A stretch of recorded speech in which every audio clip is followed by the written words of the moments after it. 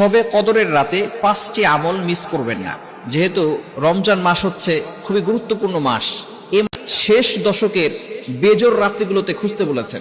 বিশেষ করে 21-এর রাত, 23-এর রাত, 25-এর রাত, 27-এর রাত, 29-এর রাত, এই রাতগুলোতে অবশ্যই আমাদেরকে প্রত্যেকটা রাতে ইবাদত করতে হবে। এই শবে কদর 5টি আমল আমরা অবশ্যই করব, কেউ মিস করব না। নাম্বার 1, 1 নাম্বার হচ্ছে এই রাতে হচ্ছে কিয়ামুল লাইল করা, অর্থাৎ রাতের নামাজ পড়া। আপনি এখানে নির্ধারিত কোনো নামাজ নেই। অনেকে বলে সূরাতুল কদর দিয়ে প্রথম রাকাতে সূরা কদর, দ্বিতীয় রাকাতে সূরা ইখলাস। সূরা ইখলাস কতবার পড়তে হবে নির্ধারিত ভাবে কোনো সূরা নেই।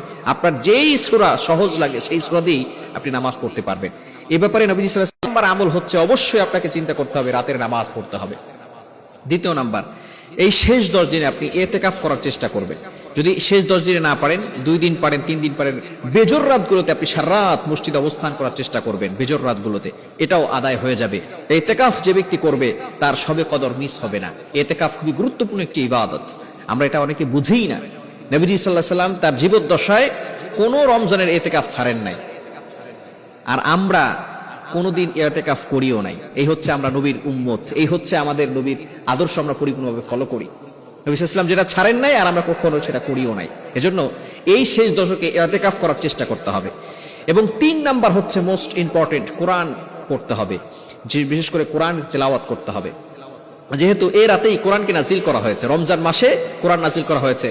দলিল হচ্ছে 2 নম্বর পারা 7 নম্বর পৃষ্ঠার 1 নম্বর লাইন, সূরা বাকারার 185 নম্বর আয়াতে আল্লাহ বলছেন, শাহরু রমাদানাল্লাযী উনজিলা ফীহিল কোরআন। এই রমজান মাসে আল্লাহ তাআলা কোরআনকে নাজিল করেছেন।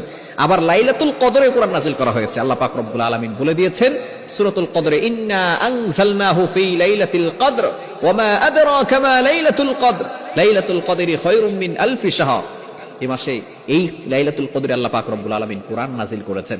এজন্য আপনি বেশি বেশি করে কোরআন তেলাওয়াত করবেন, কোরআনের তরজমা পড়ার চেষ্টা করবেন, আপনার যে সূরাগুলো মুখস্থ আছে সেগুলো পড়বেন, রাতভর আপনি কোরআন তেলাওয়াত করবেন। তাহলে আল্লাহ পাক রব্বুল আলামিন এই রাতের যে সার্থকতা সেটা আল্লাহ তাআলা আপনাকে দিয়ে দিবেন। 4 নম্বর আমল, সেটা হচ্ছে বেশি বেশি জিকির করবেন, সুবহানাল্লাহ। আল্লাহ তাআলার কাছে প্রিয় বাক্য হচ্ছে 4টি, সুবহানাল্লাহ, আলহামদুলিল্লাহ, লা ইলাহা ইল্লাল্লাহ, আল্লাহু আকবার। এই 4টি আমল বেশি বেশি করবেন। অন্যান্য জিকির আছে, আল্লাহ আল্লাহ জিকির করতে পারে, লা ইলাহা ইল্লাল্লাহ জিকির করবেন, লা ইলাহা ইল্লাল্লাহ মুহাম্মাদুর রাসূলুল্লাহ, সুবহানাল্লাহ, আলহামদুলিল্লাহ, বেশি বেশি করে আল্লাহর জিকির করবেন, ইস্তেগফার আমল করবেন।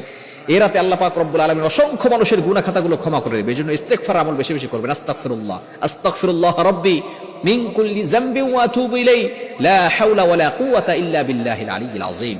ইস্তেগফার আমল বেশি বেশি করে করার চেষ্টা করবেন। মোস্ট ইম্পর্টেন্ট সেটা হচ্ছে দোয়া করা। এই রাতে আল্লাহ তাআলা আপনার দোয়াগুলো কবুল করবে, আপনার দোয়াগুলো অ্যাকসেপ্ট করবে। যাদের দোয়াগুলো কবুল হচ্ছে না তারা আল্লাহর কাছে দোয়া করবে।